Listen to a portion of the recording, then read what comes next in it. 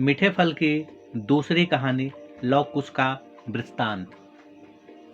कहते हैं वक्त की आवाज हमें एक नई रोशनी की ओर ले जाती है, जिस रोशनी से आनंद का प्रादुर्भाव होता है। सच पूछिए तो आखिरी तलाश आनंद ही है, जिसके लिए हमें जीवन मिला है। ऐसे ही आनंदमय दास्तां गांव कनकपुर के लव और कुश की दोस्ती है, जिसकी रोशनी जमघट के वादियों में समाई हुई है। हर रोज की तरह लव अपने मित्र कुश के साथ उपवन की गोद में झूलने के लिए निकल पड़ते हैं। लव, कुछ तो देखना, एक दिन इस झील के पास सबसे बड़ा बांध बनाएंगे, जिससे हमारे गांव की जमीन हमेशा हरी भरी रहेगी। कुश, पर इतना बड़ा बांध बनाना आसान नहीं होगा। लव, मुझे विश्वास है इस कार्य को मैं अवश्य पूरा करूंगा। कुश, ये तो सच ही है, आत्मशक्ति की नींव पर गगनचुंबी इमारत बनाया जा सकता है। लव, कल टीम आने वाली है, यहाँ का निरीक्षण करने के लिए। हो सकता है ये प्रोजेक्ट मुझे ही मिले। कुश, हम भी यही आशा करते हैं। फिलहाल देखिए कल क्या होगा। आखिरकार लव और कुश घूमते टहलते अपने अपने घर चले पहुंचते हैं। तभी लव की पत्नी शीतल देखते ही, शीतल, जरा समय की तरफ गौर से देखिए, हो सके तो भोजन करने की कृपा करें। लव, जाओ जल्दी ले आइए, वैसे भी आजकल समय तेजी से भाग रहा है। तब तक शीतल भोजन लेकर आती है। लव बड़ो चाव से स्वादिष्ट भोजन का आनंद लेता है। तभी लव की तरफ देख, शीतल, क्या मैं पूछ सकती हूँ आजकल समय तेजी से क्यों भाग रहा है? लव, वो इसलिए, कल टीम आने वाली है निरीक्षण करने के लिए। सब कुछ ठीक रहा तो जल्द ही यहाँ अब तक का सबसे बड़ा बांध बनने जा रहा है। शीतल, पर इन पहाड़ियों से गिरता हुआ लहरों का वेग बहुत ही तेज है, इन लहरों को रोकना आसान नहीं होगा। लव, इस कार्य को मैं पूरा करूंगा। मुझे विश्वास है मेरी इच्छा शक्ति की दीवार से इन लहरों को रुकना पड़ेगा। तब तक मां करुणावती पूजा समाप्त कर सबको प्रसाद वितरित करते हुए, करुणावती, बेटा लव, तुम्हारा सोचना तो ठीक है, पर इतना बड़ा बांध बनाने में मुश्किलें अधिक है। लव, मां, मुश्किलें ही हमारे जीवन की सीढ़ियां है, जिस पर चढ़कर हर मुश्किल को आसान बनाते हैं। करुणावती, मुश्किलों की सीढ़ियों पर जिसकी चढ़ने की आदत बन गई, समझो आसमां उसके कदमों की शोभा बन जाती है। मुस्कुराते हुए माँ के गले लग जाता है। तभी करुणावती, बेटा, यही तमन्ना तेरे पिता की भी थी। लव, तभी तो माँ पूरा होने जा रहा है। तब तक रोहित अपने पिता के पास पहुंच जिद करते हुए, रोहित, पापा जी, आज हम भी आपके साथ चलेंगे। लव, हाँ बेटा, तुझे ले चलेंगे, पर आज मम्मा घर पर अकेली है, वो तुम्हारे साथ खेलेगी। रोहित, जी पापा, हम मम्मी के साथ खेलेंगे। तब बाहर से कुछ आवाज देते हुए, कुछ, अरे लव जल्दी करिए, सर आने वाले हैं। इतना सुनते ही लव अपना बैग ले तुरंत बाहर निकलता है। उसे देखते ही कुछ, चल यार जल्दी कर, अभी अभी पता चला है सर आने वाले हैं। लव, कोई बात नहीं, हम सब उनसे पहले पहुंचेंगे। तक्षण गाड़ी पर सवार हो सीधे रिमझिम खाड़ी के पास पहुंचते हैं। तब तक सर वासुदेव की भी गाड़ी आकर रुकती है। तभी लव और कुश पास पहुंच सर का अभिनंदन करते हुए, लव, सर ये बांध का डायग्राम। नक्शे को देखते ही वासुदेव, लव, बांध की लंबाई के हिसाब से लहरों का दबाव अत्यधिक है, इसके विषय में तुम्हारा क्या कहना है? लव, इसके लिए लहरों के प्रवाह को कम करने के लिए इस प्रवाह को कई भागों में बांट सकते हैं, जिससे बांध पर दबाव कम पड़ेगा। वासुदेव, ठीक है, इस प्रवाह को कई भागों में बांटने का क्या तरकीब अपनाया है? तभी कुछ, सर, हम 2 सतह और बनाएंगे, जिससे मेन बांध पर पड़ने वाला दबाव इन सतहों की वजह से काफी कम पड़ेगा। इस तरह बांध सुरक्षित रहेगा। वासुदेव, ठीक है, कार्य आगे बढ़ाइए। लव: जी सर। आखिरकार बांध बनाने का कार्य शुरू हो जाता है। दिन रात सारे कार्यकर्ता तीव्र गति से कार्य करने लगते हैं। एक रात लव को बार बार सर धोते देख कुछ: लव क्या हुआ? इतना कहते हुए सर पर हाथ रख कुछ: अरे तुझे तो तेज बुखार है। लव: ये बुखार नहीं, हमारे सफलता की मिठास है। कुछ: मैं कुछ नहीं सुनूंगा, तू घर जा, बाकी का कार्य मैं देख लूंगा। लव: कुछ तू खामखा परेशान हो रहा है। कुछ: तू ऐसे नहीं मानेगा। इतना कहते हुए कुछ अपनी गाड़ी ले आता है। कुछ: चल अब बैठ जा। आखिरकार मित्र के जिद के कारण गाड़ी पर बैठना ही पड़ता है। तत्क्षण गाड़ी पर सवार हो सीधे अपने मित्र के घर पहुंचता है। कुछ: लव अब तू जा आराम कर, वहां का कार्य मैं देख लूंगा। इतना कहते हुए अपनी गाड़ी घुमा सीधे कार्यस्थल की तरफ चला जाता है। इधर लव घर के अंदर कदम रखते ही अपनी पत्नी शीतल को माँ से नोकझोंक करते हुए सुन: शीतल, माँ जी आपसे कह देते हैं, पूजा के वक्त घंटी कम बजाया करो, रोहित को पढ़ाने में परेशानी होती है। करुणावती: बहू, ये तुम क्या कह रही हो? मैं तो घंटी कम ही बजाती हूँ, लेकिन जो घंटी तुम्हारे अंतर्मन में बज रही है उसकी आवाज मैं सुन रही हूँ, जो मेरे बुढ़ापों में मेरा साथ नहीं देना चाहती। शीतल: आपको जो समझना है समझिए, पर ये बुढ़ापे का रोना बंद करिए, इससे कुछ नहीं होने वाला है। करुणावती: बहू, मुझ पर यही एहसान करना, हमारे और तुम्हारे बीच में मेरे बेटे को मत लाना, क्योंकि मेरे आंखें लव को हमेशा मुस्कुराते हुए देखा है। आखिरकार माँ की बातें सुन लव मुस्कुराते हुए बाहर आता है। लव: माँ, जब तक मेरे मन की बीड़ा तेरे हाथों में है तब तक संगीत की धुन बजती रहेगी। लव को देखते ही करुणावती: अरे लव, तू कब आया? लव: बस अभी माँ।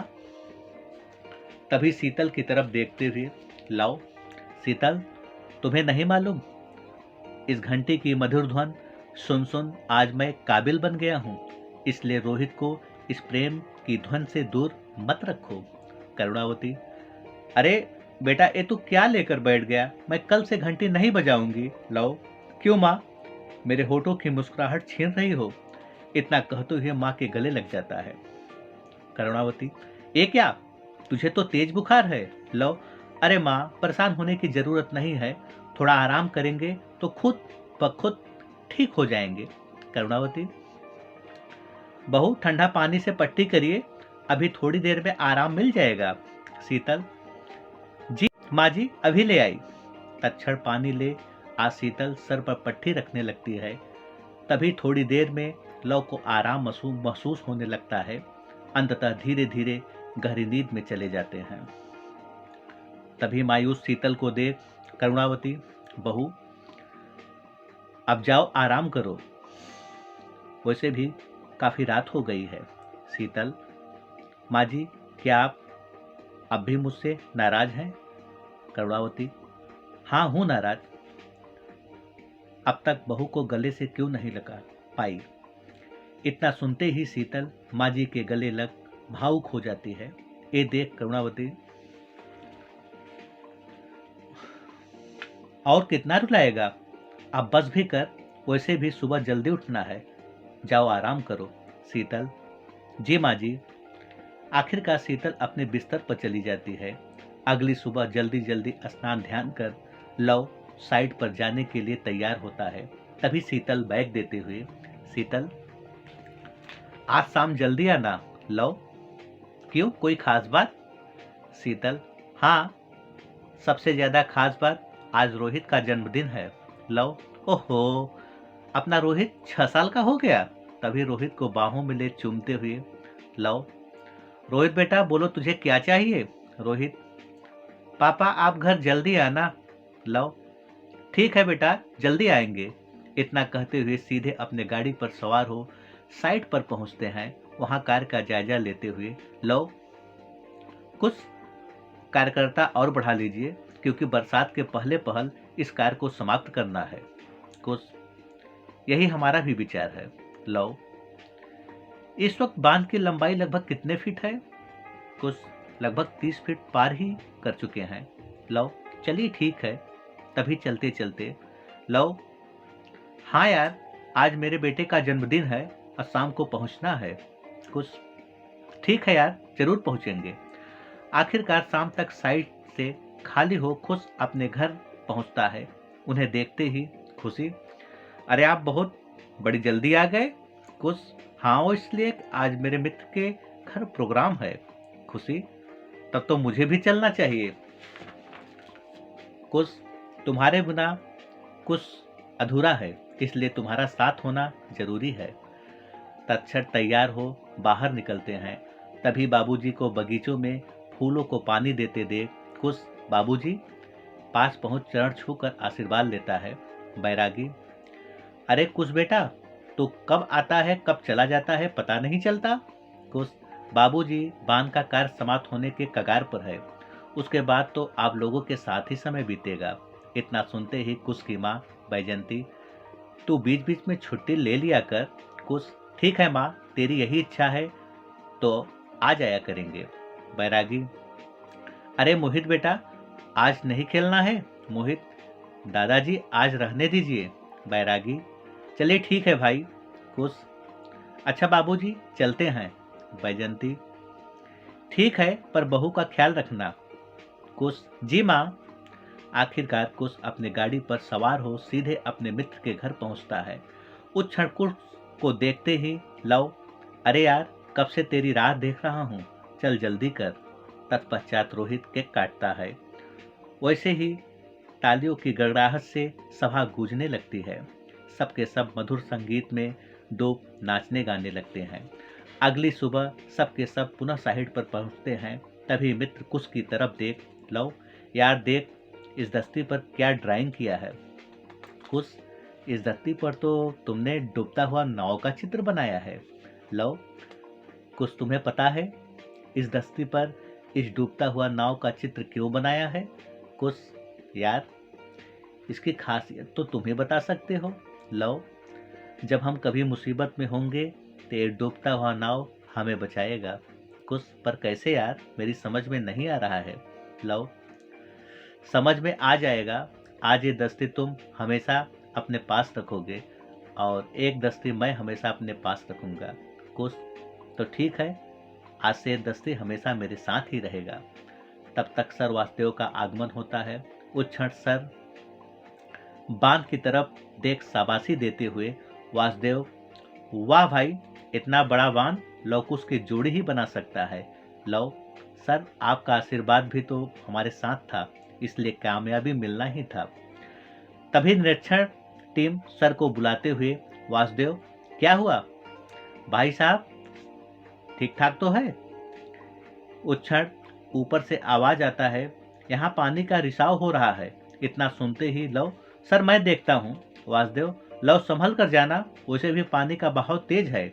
लव मुस्कुराते हुए, लव मुझे कुछ नहीं होगा, वैसे भी एक लव आपके साथ है। आखिरकार रस्सी से होते हुए रिसाव वाले स्थान पर पहुंचते हैं। बांध पर दरारें देख लव, कुछ इस स्थान पर दरारें पड़ गई है, जल्दी करो, सारे कार्यकर्ता को यहाँ लगाओ। कुछ, लव जितना जल्दी हो सके वहां से नीचे आइए। लव, मेरी चिंता छोड़ो, जाओ जल्दी करो। तभी अचानक दरारें फट जाती है। पानी की रफ्तार अत्यंत तेज था। उस क्षण लव डगमगाने लगता है। ये देख कुछ, लव रस्सी मत छोड़ना, मैं आ रहा हूँ। लेकिन बहाव इतनी तेज थी, अंतर रस्सी छूट जाता है। लहरों के तेज बहाव में लव हमेशा के लिए गुम हो जाता है। ये देख कुछ चिल्लाने लगता है, कुछ, लव मैं आ रहा हूँ। ये देख सब के सब कुछ को पकड़ लेते हैं। वासुदेव, कुछ होश में आइए, अब हम चाह कर भी कुछ नहीं कर सकते। कुछ, इस तरह मुझे लव छोड़कर नहीं जा सकता। वासुदेव, भावनाओं के प्रवाह से बाहर निकलो, देखो इस बहाव को, ये 3000 फीट नीचे गिर रहा है। ये बहाव पीहड़ पहाड़ी दर्रा से होते हुए समुंदर में जा मिलता है। अब जैसी तुम्हारी मर्जी। तभी कुछ को सांत्वना देते हुए, वासुदेव, लव ने कहा था मैं एक लव को छोड़कर जा रहा हूँ, अब एक कार्य तुम्हें करना होगा। तत्पश्चात सब के सब लव के घर पहुंचते हैं। देखते ही करुणाती, अरे शीतल, जल्दी कर कुछ ले आइए, कुछ बेटा आया है। शीतल, जी माँ, अभी आई। लेकिन उस क्षण कुछ के आंखों में आंसू देख करुणावती, क्या हुआ बेटा, सब कुछ खैरियत तो है? कुछ, माँ, मेरी सारी खुशियां तेज लहरें बहा ले गई। करुणावती, क्या हुआ बेटा, तू ऐसा क्यों कह रहा है? तेरी बातों से मेरा दिल धड़क रहा है, कहीं मेरे कलेजे को कुछ हुआ तो नहीं? उस क्षण आंसुओं को पोंछते हुए कुछ, हाँ माँ, एक तेज बहाव ने मेरे लव को छीन लिया। इतना सुनते ही शीतल के हाथों से पानी का जग छूट जाता है। वो गुम सी हो जाती है। माँ जी, अपनी छाती पीटते हुए करुणावती, कुछ बेटा, कह दीजिए ये झूठ है, लव इस तरह हमें छोड़कर नहीं जा सकता। तभी सर वासुदेव माँ को संभालते हुए, वासुदेव, माँ जी संभालो अपने आप को, आप ठीक ही कहती हैं, लव हमें छोड़ को नहीं जा सकता। वो अब भी विशाल दीवार बन लहरों से जूझ रहा है। उस क्षण सबको रोते देख रोहित, माँ, क्या हुआ, आप रो रही हैं? अब तो मैं शैतानी नहीं करता तो फिर क्यों? इतना सुनते ही शीतल अपने बेटे को गले लगा। शीतल, नहीं बेटा, मैं रो नहीं रही हूँ, तेरे पापा की बहादुरी मेरे आंखों से झलक रही है। इतना कहते हुए पुनः अपने बेटे को गले लगा लेती है। उधर लव पहाड़ी दर्रा से जूझ रहा था। उसके घाव का दर्द शीतल को पुकार रहा था। उसके जुबा अपनी पत्नी से मिलने के लिए बेताब थी। उस वक्त स्वयं को हौसला देते हुए, लव, मेरी जान, तुम्हारी शीतलता अब भी मेरे साथ है। मेरी उंगलियां उस ठंडक की वजह से मुझे हौसला दे रहा है। मैं आ रहा हूँ। इतना कह जूझते हुए उस पथरीली दर्रा से बाहर निकल पहाड़ी जंगल में प्रवेश करता है। लेकिन उस क्षण उसका दायां पैर टूट चुका था। वो चलने में असमर्थ था। दर्द से कहरते हुए, लव, माँ, तेरे खून को मैं बेकार नहीं बहने दूंगा। इतना कहते हुए अपना शर्ट फाड़ उस पैर के घाव पर पट्टी बांधता है। लेकिन उस क्षण पुनः खड़ा होने पर लव दोबारा गिर जाता है। तभी उसकी निगाहें बांस के कोठी पर पड़ती है। वो तत्क्षण कई पतली पतली कमंची तोड़ अपने पैरों पर बांधता है। लव, इसकी सहायता से मैं चल सकता हूँ। उस क्षण लव सोचते हुए, लव, यदि मैं पहाड़ी जंगल से होते हुए चलूंगा तो भी झील के पास पहुंचने में 3 दिन लगेगा। क्या तब तक ये बेजान पैर साथ दे पाएगा? नहीं नहीं, तुम्हें मेरा साथ देना पड़ेगा। इतना कहते हुए लंगड़ाते लंगड़ाते जंगली रास्ते से निकल पड़ता है। उधर कुछ पुनः उस बांध को बनाने में जी जान से जुड़ जाता है। हर रोज काम के बाद इन लहरों के पास जा मायूस मन से, कुछ, मेरा लव इन लहरों में बेनतहा प्रेम करता था। क्या यही उसकी नादानी थी? उस क्षण कुछ की आंखें नम हो जाती है। कुछ, ये आंसू इन लहरों पर भारी पड़ेगा। तभी वासुदेव कुछ के पास पहुंच, वासुदेव, क्या हुआ कुछ? हर रोज इन लहरों से क्या बात करता है? कुछ, सिर्फ इसे अपना आंसू दिखाने आता हूँ। वासुदेव, मैं तुम्हारे दर्द को समझ सकता हूँ। तभी कुछ के हाथों में दस्ती देख, वासुदेव, ये तो वही दस्ती है जिसे लव ने भेंट दिया था। कुछ, हाँ, ये वही दस्ती है सर। लव कहता था, जब कभी हम मुसीबत में होंगे तो डूबता हुआ नाव हमें बचाएगा। वासुदेव, हाँ लव ठीक ही कहता है, तभी ये दस्ती अब भी तुम्हारे साथ है। उधर लव भागते हुए औंधे मुंह गिर जाता है। उसके पैरों के पांव से खून रुक ही नहीं रहे थे। वो पुनः वही बैठ कसकर पट्टी बांधता है। उस क्षण स्वयं को तसल्ली देते हुए, लो, तुझे उठना पड़ेगा। माँ के बहते हुए आंसुओं को तुझे ही पोंछना पड़ेगा। शीतल के होठों की मुस्कुराहट तुझे ही देनी पड़ेगी। कुछ को हृदय से तुझे ही लगाना पड़ेगा। आखिरकार उस क्षण पुनः लव उठ खड़ा होता है। लव, माँ, तेरे रगों में अब भी बहुत जान है। देख, मैं पुनः खड़ा हो गया।